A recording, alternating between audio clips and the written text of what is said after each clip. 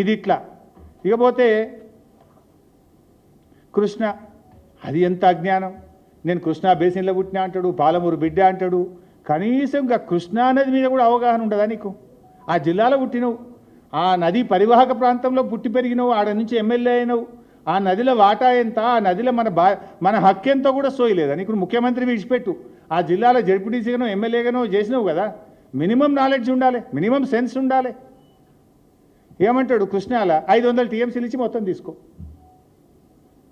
ఆ వీడియో పెట్టాయా బాబు, ఉన్నదా? అరే తదాబాయి ఇంత మంచి వీడియో మిస్ చేస్తేవి.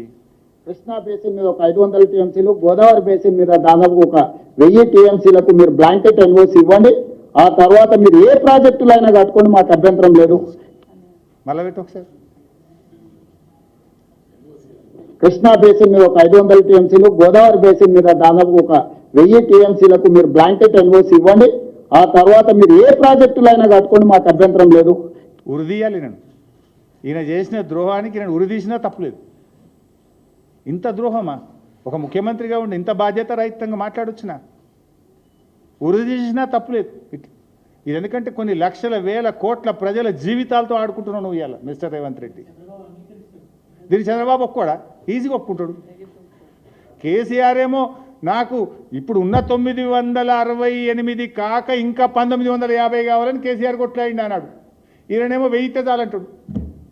ఇక కృష్ణాకి వస్తా, కృష్ణలో 500 చాలన్నాడా? 500 ఇస్తే నువ్వు ఏమైనా చేసుకో అంటాడు.